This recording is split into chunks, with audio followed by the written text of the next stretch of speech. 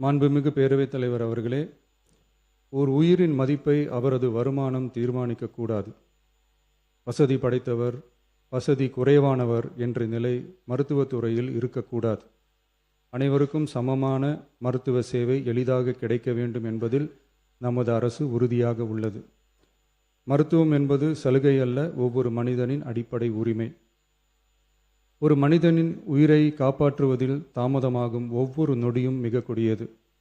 மருத்துவத்தை தேடி வரும் மக்களின் பாதையில் இருக்கும் தடைகளான வறுமை, தொலைவு, மருத்துவர் பற்றாக்குறை, மருந்துகளின் விலை, மருத்துவ விழிப்புணர்வு இல்லாமை, காத்திருப்பு, அவசர கால வசதியின்மை போன்றவற்றை படிப்படியாக அகற்றி ஏழை, பணக்காரர், கிராமம், நகரம் என்ற பாகுபாடின்றி ஒவ்வொருவருக்கும் தரமான மற்றும் எளிதான மருத்துவ சேவை கிடைக்க செய்வதை முதன்மையான நோக்கமாக கொண்டு செயல்பட்டு வருகிறது நமது அரசு.